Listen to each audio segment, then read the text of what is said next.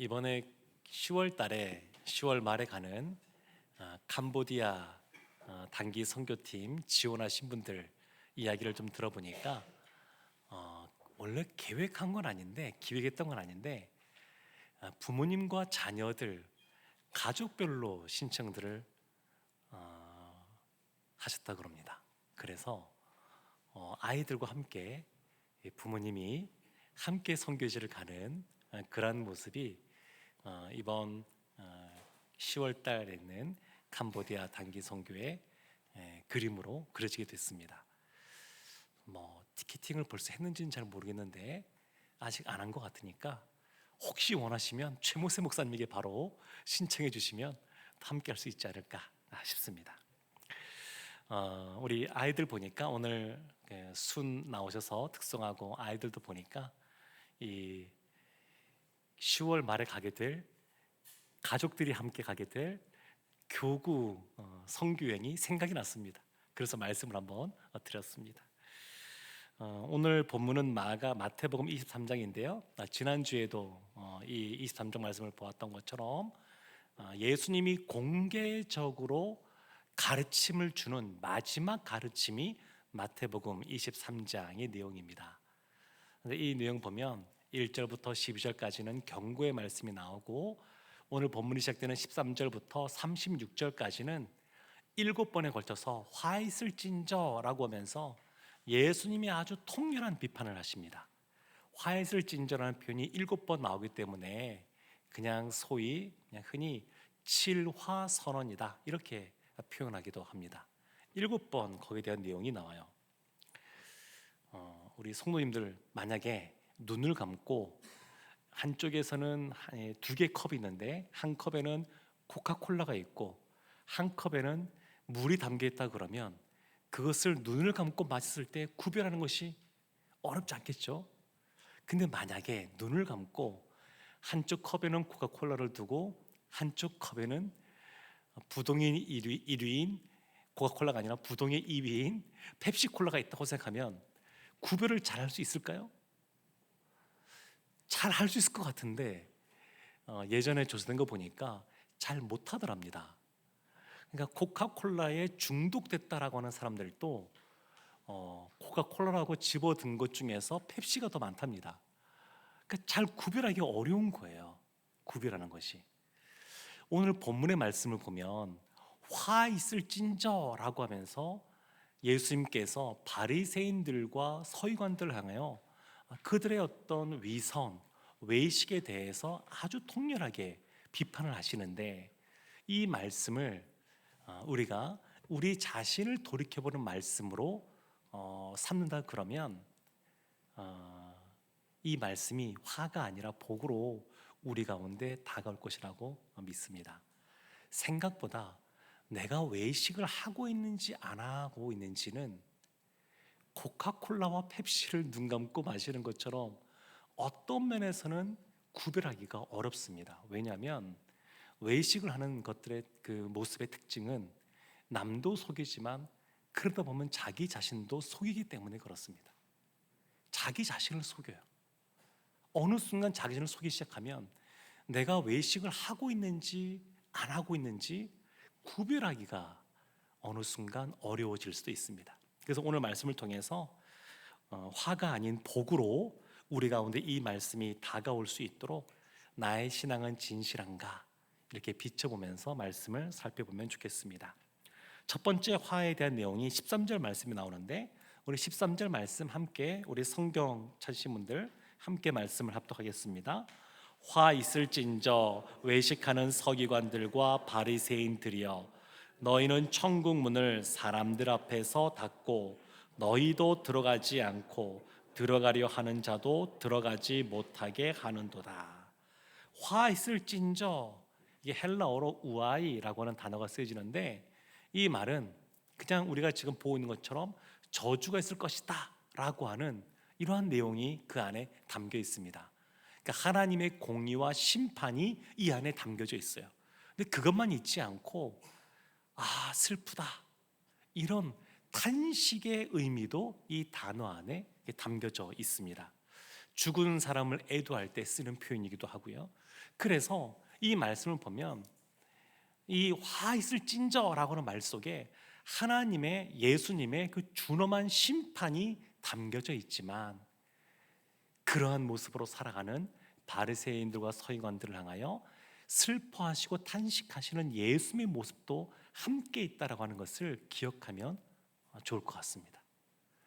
이와 같이 비판하는 것은 그들이 진짜 저주받아 이제 마땅히 심판받는 모습으로 그냥 전락해 있을 것을 이렇게 내다보시고 하는 것이 아니라, 그들이 다시 돌이키기를 원하시는 주님의 그 사랑의 마음, 회복하기를 원하는, 돌이키기를 원하는 그러한 아버지 하나님의 마음이 이 안에 사실은 담겨져 있습니다. 그러면 누구의 화가 있느냐? 우리가 지금 계속 보고 있는 것처럼 외식하는 서기관들과 바리새인들입니다. 7번의 화 중에서 6번이 외식하는 바리새인들과 서기관들과 바리새인들 이런 표현이 나오고요.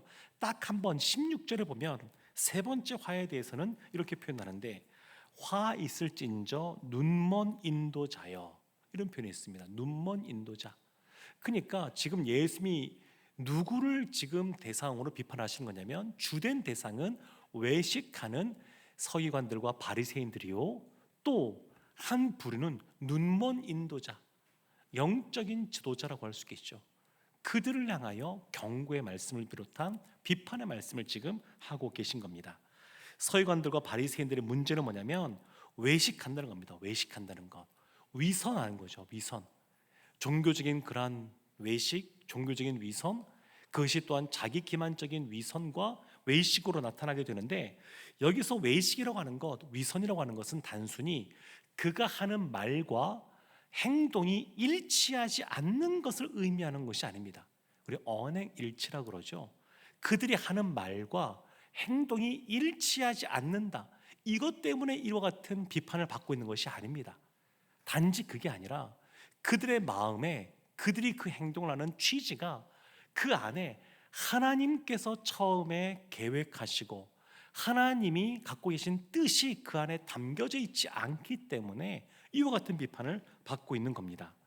그러니까 다시 말하면 그들이 뭔가를 말하고 행하지만, 율법을 말하고 행하지만 그것이 하나님께서 원하시는 행위가 아니라는 겁니다. 겉으로 볼 때는 그럴듯해 보여요.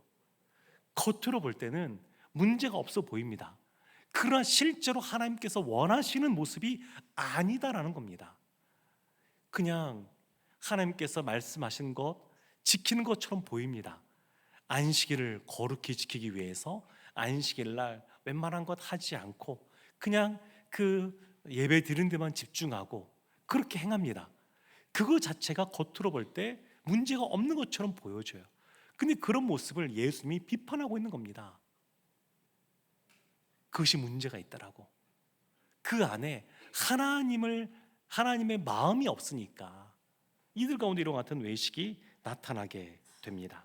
문제는 뭐냐면 다른 사람들만 속이는 것이 아니라 자기 자신도 속이는데, 이것이 얼마나 심각한 거냐면 자신도 천국에 들어가지 못하고 다른 사람도 천국에 들어가지 못하게 한다는 겁니다.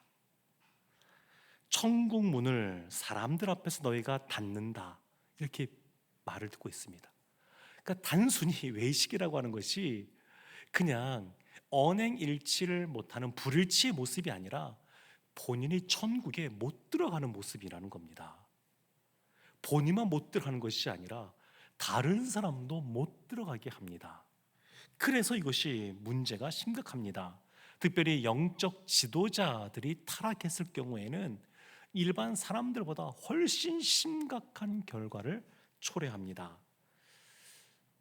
그래서 지난주도 말씀드렸지만 이 말씀이 말씀을 증거하는 제가 제일 부담스러운 말씀입니다.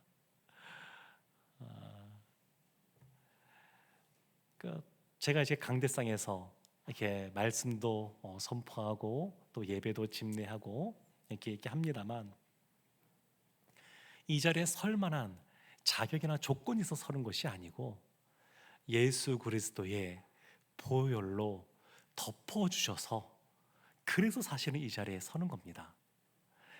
보통 이제 예전에 보면 가운 이렇게 입지 않았습니까?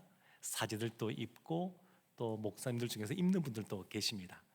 근데 처음에는 종교개혁 일으키면서 루터나 이런 분들이 가운을 입지 않았습니다. 가운을 입지 않았는데 사람들이 너무 많이 비판하는 겁니다. 루터를 향해서. 그래서 루터가 나 신학 박사 학위자예요. 나도 박사예요, 박사. 나를 그렇게 비판하는데 나도 박사입니다. 사실은 이 마음이 첫 번째 마음이어서 가운을 입기 시작했습니다. 나 박사라고 좀 이렇게 알아달라고. 근데 사실은 그것도 있지만 그 내면에는 무엇이냐면 그냥 한 사람의 목회자로 이 자리에 서 있지만 자격이 있어서가 아니라 그 가운을 입으면 그 안의 뜻은 뭐냐면 예수 그리스도의 보혈로 덮어주어서 있다라고 하는 것. 제사장 자체가 거룩해서 성소에 들어갈 수 있는 것이 아니라 하나님께서 덮어주셔서 그 죄악을 덮어주셔서 들어가는 것처럼 이 자리에 서는 것도 그래서 서는 것이라고 하는 것, 그런 의미가 사실은 담겨져 있습니다. 그러니까 우리 교회 영적인 리더들을 위해서 우리 순장님들도 그렇고 교사분들도 그렇고 또 교회를 섬기는 중직분도 그렇고 저와 함께 교회를 이끌어가는 우리 당회원, 우리 장로님들도 그렇고 우리 성도님들이 기억하셔서 기도해 주시면 너무 좋겠습니다. 특별히 이 목회자들을 위해서, 특별히 저를 위해서 기도해 주십시오. 그런 경우 많이 보지 않습니까? 한 교회 담임 목사님이 타락했을 경우에 그것이 성도들 가운데 얼마나 심각한 영적인 문제를 일으키는지.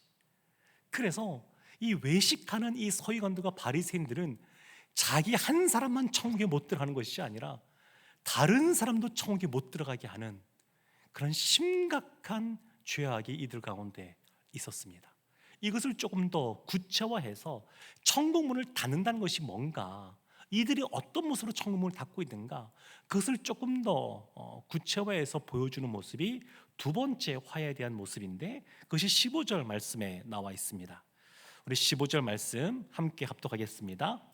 화 있을진저 외식하는 서기관들과 바리새인들이여, 너희는 교인 한 사람을 얻기 위하여 바다와 육지를 두루 다니다가 생기면 너희보다 배나 더 지옥 자식이 되게 하는도다. 화있을진저 외식하는 서기관들과 바리새인들이여, 또 이렇게 말하면서 이 사람들이 전도에 열심히 있었습니다.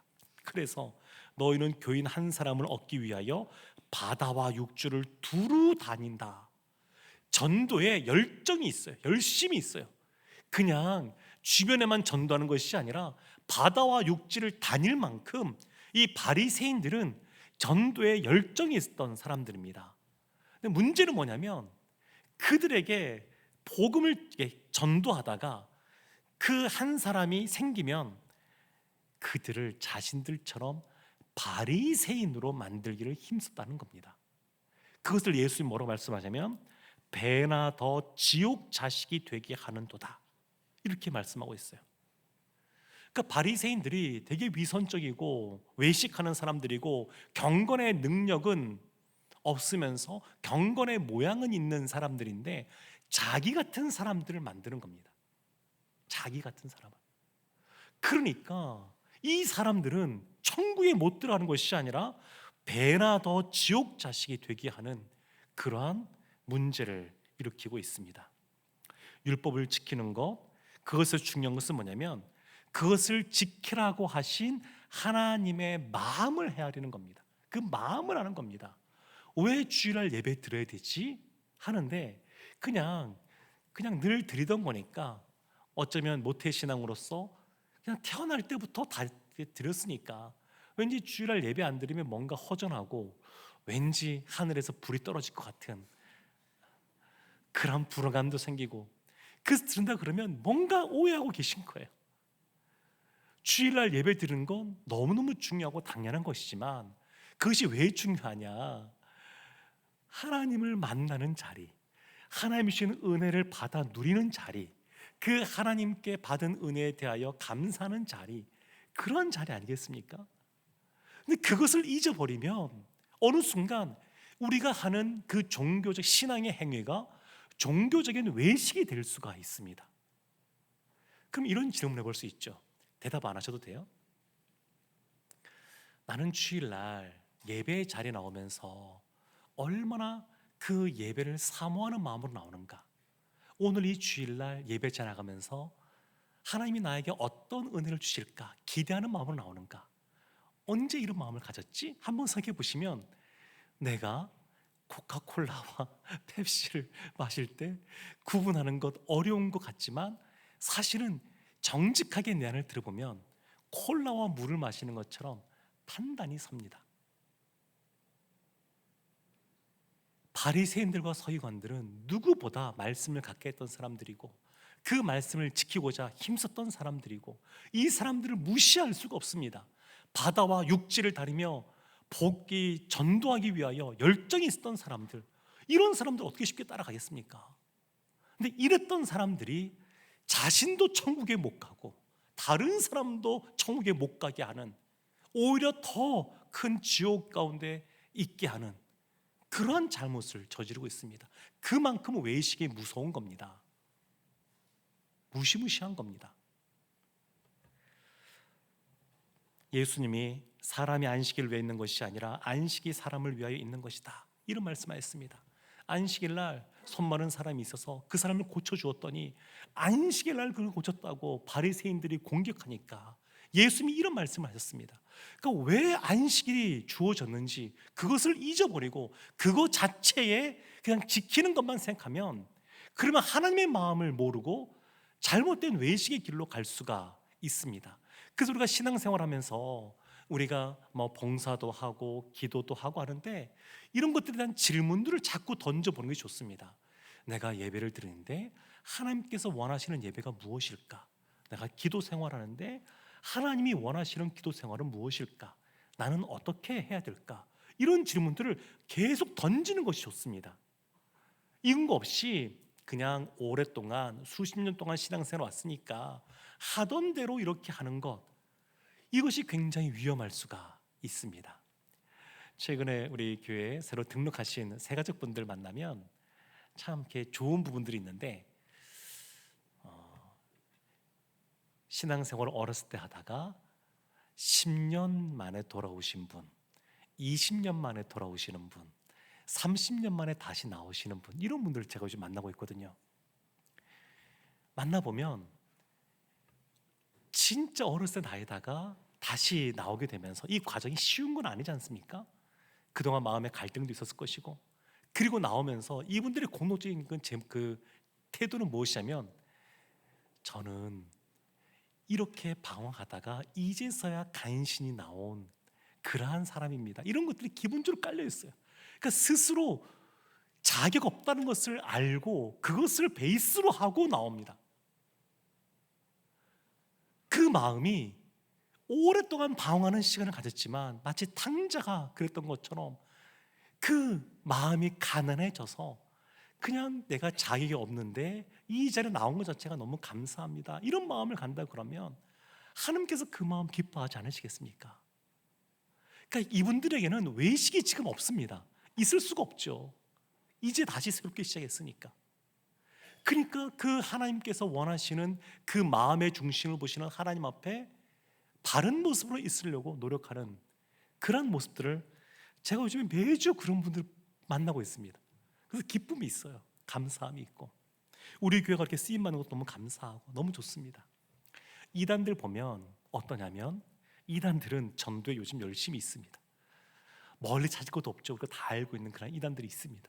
전도에 열심입니다. 문제는 뭐냐면 그들도 천국에 못 가고 그들이 전도하는 사람들도 천국에 못 가게 한다는 겁니다. 얼마나 잘못된 것에 사로잡혀 있으면 참 안타까운 일이죠. 지금도 보면 뭐 뉴스에 계속 나오지 않습니까? 그 외국형 이단, 여호와의 증인, 몰몬교 이런 거 말고 1세대 한국형 이단이 있습니다. 한국산 이단. 1세대 이단이 통일교, 전도관 이런 거거든요. 통일교 지금 막 뉴스 막 나오지 않습니까? 근데 보면 오늘도 제가 기사에 봤는데 여러 가지 뭐 조사받고 이런 것들 때문에 그 신도들이, 통일교 신도들이 막 울먹거리고 있는 모습, 뭐 엎드려 있는 모습, 이런 모습 보았습니다. 그러니까 얼마나 잘못된 걸 가르쳐 놨으면 그냥 이런 일들 때문에 세상이 무너지는 것처럼 그렇게 있는지 참 안타까운 모습이었습니다. 2세대 이단들이 있죠. 한국형 이단들. 신천지, 하나님의 교회가 대표적입니다. 근데 이와 같은 지금 이단들이 우리가 지금 선교하고 있는 선교지마다 지금 얼마나 혼란스럽게 하는지 모릅니다. 그동안 한국 교회가 많은 선교를 감당해 왔는데 그 선교지마다 없는 곳이 없습니다. 이단들이 다 들어가 있습니다. 지금 그 선교지는 여기에 대해서 아직 준비가 덜 된 곳도 너무 많기 때문에 무방비 상태에서 이단들에게 넘어가고 공격당하는 경우가 너무 많습니다. 그런데 이런 이단들 보면 특징이 있지 않습니까? 깔때기 이론이라고 그래서 모든 것이 다 귀결되는데 한국형 2세대 이단들의 특징은 뭐냐면 다 성경 공부로 귀결된다는 겁니다. 그 사람들을 미혹할 때 결국 성경 공부로 끌어들입니다. 이거는 우리가 생각하는 수준을 넘어섭니다. 그래서 우리가 흔히 기존 교회에서 행하던 프로그램들 그들 다 합니다. 이름을 다 갖다 붙입니다. 똑같은 내용으로 시작합니다. 그래서 교회 밖에서 하는 것들 대해서 혹시 필요한다 그러면 목회자인 저에게 와서 물어보십시오. 생각보다 심각합니다. 그래서 교회 밖에서 하는 성경 공부 그런 형태는 목회자의 허락 없이 하시면 안 좋습니다. 교회 안에서 하는 것도 사실은 조심스러운 게 있습니다. 교회 안에서 한다 그래도 목회자의 허락이 없이 성도들 가운데 자체적으로 성경 공부한다 위험합니다. 다 저한테 와서 얘기하시면 아니면 우리 부목사님한테 얘기하시면 그러면 뭘 그렇게 제안하고 하겠습니까? 그러나 이미 알고 있는 것과 모르고 있는 것은 큰 차이들이 있습니다. 이단들이 그렇게 전도에 열심을 내고 전도된 이들을 지옥의 자식이 되게 하는 모습, 오늘날에도 있는 모습입니다. 세 번째 화야가 나오는데 16절부터 22절까지 나옵니다. 우리 16절 말씀과 17절 말씀, 2절 말씀 함께 합독하겠습니다. 화 있을진저 눈먼 인도자여, 너희가 말하되 누구든지 성전으로 맹세하면 아무 일 없거니와 성전의 금으로 맹세하면 지킬지라 하는도다. 어리석은 맹인들이여, 어느 것이 크냐? 그 금이냐? 그 금을 거룩해 하는 성전이냐? 세 번째 화는 맹세와 관련된 겁니다. 맹세와 관련된 거. 근데 보면 이 바리새인들, 눈먼 인도자가 사실은 또 서기관들이고 바리새인들이고 영적인 주자들인데 그들이 이렇게 말한 겁니다. 누구든지 성전으로 맹세하면 아무 일 없거니와. 그러니까 그 말은 성전으로 맹세하면 맹세도 지키지 않아도 된다. 그 말입니다. 그리고 성전의 금으로 맹세하면 지켜야 한다. 이렇게 말한다는 겁니다. 예수님께서 17절 말씀에 어리석은 맹인들이여, 어느 것이 크냐? 그 금이냐? 그 금을 거룩하게 하는 성전이냐? 그러니까 이 말은 바리새인들이 맹세를 하는데 그 맹세를 우리 지키기 위해서 하는 건 아니겠습니까? 근데 지키지 않기 위해서 빠져나갈 구멍을 만들어 놓고 지키지 않기 위해서 이 말을 한다는 겁니다. 금으로, 그 성전에 금으로 맹세해야지만 지키면 되고 성전이라는 건 지키지 않아야 된다. 그러니까 이들은 지키고 싶은 마음이 없는 겁니다. 뭔가 지키는 것 같지만 자신들의 유익을 위해서, 이익을 위해서 빠져나갈 구멍들을 다 만들고 있습니다. 근데 우리는 어떠한 모습이 되어야 되냐면 사실 주님 앞에 거룩하게, 진실하게, 신실하게 우리가 살아가기를 소망하는데 그런 모습으로 살아가면 사실 맹세 자체를 하지 않아도 우리가 하는 말 자체를 다 지키며 살아가게 됩니다. 이것보다 더 성숙한 모습입니다. 맹세할 필요가 없이 말을 하면, 약속을 하면, 그냥 말을 하면 그것을 지키는 모습, 그것이 우리가 지향해야 될 보다 더 성숙한 모습이라고 할 수 있습니다. 지엽 말절이라는 말이 있습니다. 뭐 나뭇잎이나 또 그 잎사귀나 말단의 사소한 부분들을 일컫는 말인데, 그러니까 사물의 본질을 보는 것이 아니라 지엽적인 문제에 집중한다는 그러한 사자성어입니다. 지금 이 눈먼 영적인 지도자들이 어떻게 하는 거냐면 지엽적인 거에 집중하게 합니다. 본질을 보게 하는 것이 아니라 지엽적인 것에 매이게 합니다. 그래서 이것이 뭐 이래 되고 저래 되는 것임에도 불구하고 이걸 꼭 해야 돼. 그래서 더 중요한 하나님을 바라보지 못하게 합니다. 지엽적인 것에 매이게 합니다. 디테일한 건 나쁜 것 아니죠? 그러나 디테일하다 그래서 그 지엽적인 것에만 매여 있고 더 큰 그림을 보지 못하면 더 중요한 것을 놓쳐버리는 우를 범하게 됩니다. 왜 이렇게 사람들이 지엽적인 것에 집착할까요? 그들 가운데 본질이 없기 때문입니다.